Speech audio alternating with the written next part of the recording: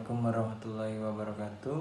Saya selaku ketua dari kelompok 5 ingin memaparkan materi SDM tentang seleksi karyawan. Baiklah, yang pastinya saya tidak sendiri.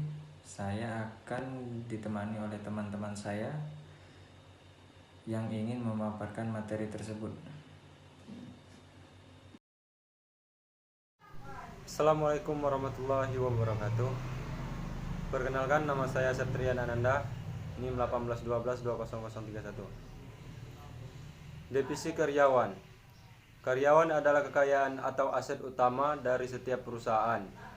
Peran karyawan sangat menentukan berhasil tidaknya perusahaan mencapai tujuannya.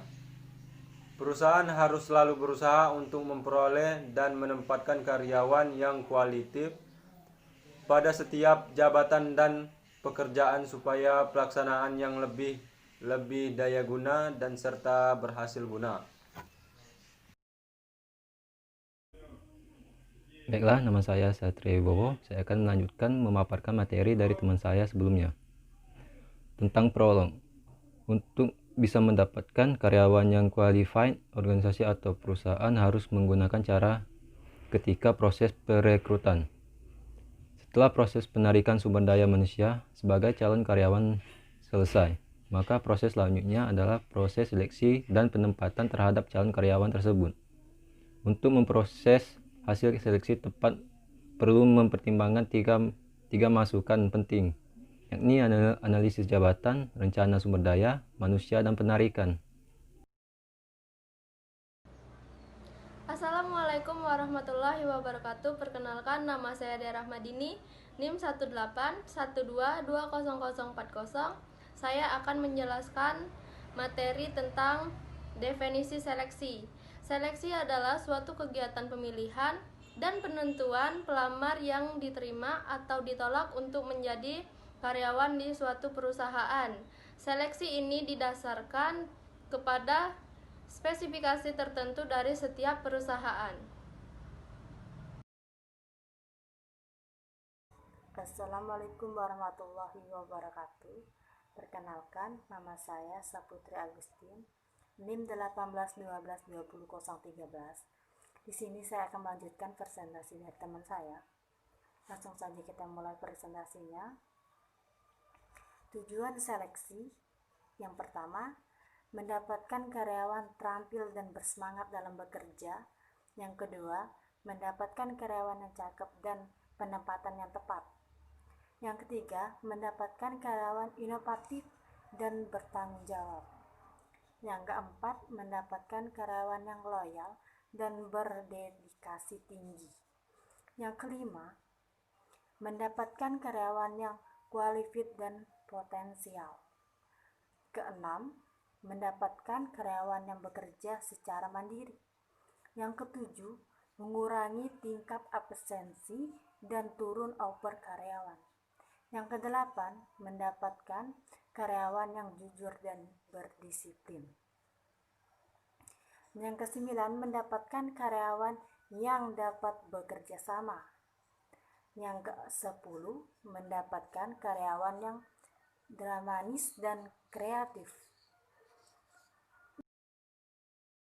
Metode penempatan jumlah karyawan. Metode ini terdiri dari dua jenis, yaitu metode non-ilmiah dan metode ilmiah. Sekarang kita akan membahas metode non-ilmiah. Dalam metode ini, jumlah karyawan yang dibutuhkan hanya didasarkan atas perkiraan saja. Metode ini akan mengakibatkan jumlah karyawan yang diterima tidak sesuai dengan kebutuhan volume pekerjaan, sehingga menimbulkan kerugian. Assalamualaikum warahmatullahi wabarakatuh. Perkenalkan, nama saya Wulandari, NIM 1812069.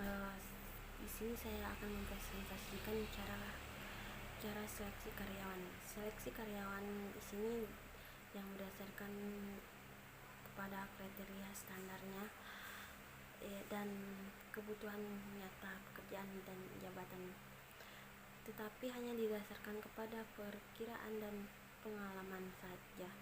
Unsur-unsur yang diseleksi meliputi 1. Surat keterangan dan pengalaman. 2. Referensi dari pihak yang dipercaya. 3. Penampilan pelamar yang bersangkutan. 4. Keturunan dari pelamar bersangkutan. 5. Surat lamaran bermaterai atau tidak. 6. Izin sekolah dan daftar nilai. 7. Wawancara peserta karyawan. 8. Tulisan pelamar. Di sini adalah seleksi berdasarkan kepada job spesifikasional dibutuhkan secara nyata yang diisi serta berpedoman kepada kriteria dan standar tertentu berdasarkan kepada job analisis dan ilmu sosial lainnya, berdasarkan kepada undang-undang berburu, berorientasi kepada real karyawan, metode karyawan yang jelas dan sistematis, berorientasi kepada peserta kerja atau karyawan.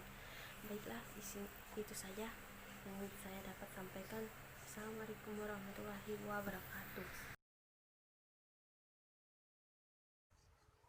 Assalamualaikum warahmatullahi wabarakatuh.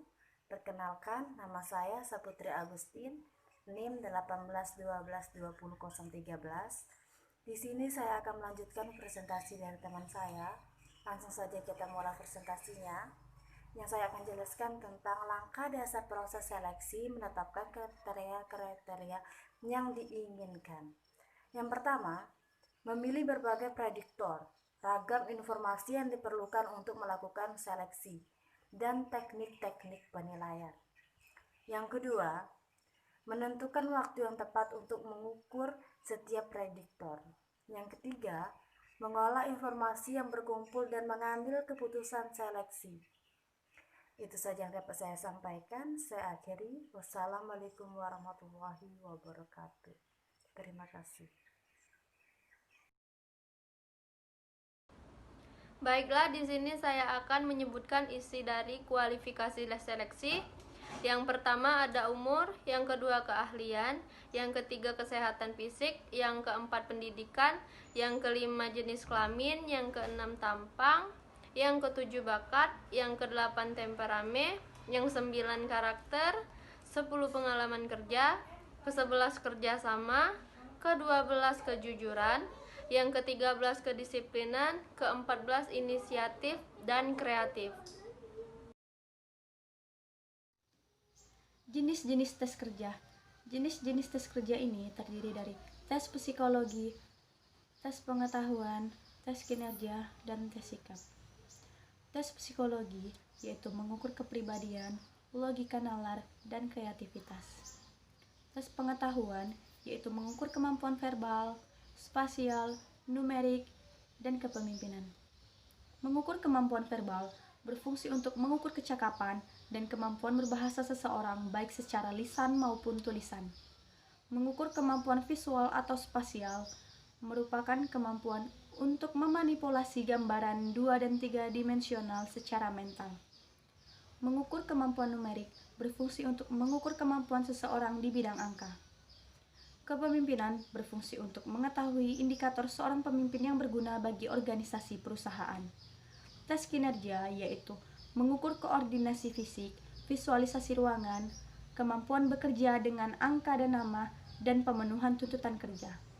Tes sikap yaitu mengukur kejujuran serta sikap terhadap pekerjaan dan nilai-nilai. Tingkat-tingkat seleksi. Seleksi tingkat pertama yaitu meliputi semua prosedur seleksi sejak dari surat lamaran sampai dengan pelamar dinyatakan diterima. Seleksi tingkat kedua dilakukan pada calon karyawan yang status masa percobaan seleksi tingkat kedua lamanya adanya yang 3 bulan sampai 6 bulan, lebih kurang setahun. Seleksi tingkat ketiga adalah seleksi yang dilakukan dengan dipromisikan dan diangkat menjadi karyawan tetap, serta haknya akan diterima sepenuhnya. Kendala-kendala seleksi, tolak ukur salah satunya. Kendalanya adalah kesulitan untuk menentukan standar tolak ukur yang akan digunakan mengukur kualifikasi selektif secara objektif. Penyeleksi yang kedua, kendalanya adalah kesulitan mendapatkan penyeleksi yang benar, kualifit, jujur, dan objektif penilaiannya. Lalu yang ketiga, pelamar. Kendalanya adalah kesulitan untuk mendapatkan jawaban yang jujur dari pelamar.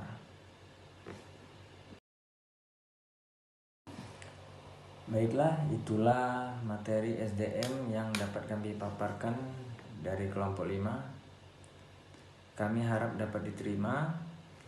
Terima kasih atas perhatiannya. Saya selaku ketua menutup presentasi ini, dan ingat tetap mematuhi protokol kesehatan. Wassalamualaikum warahmatullahi wabarakatuh.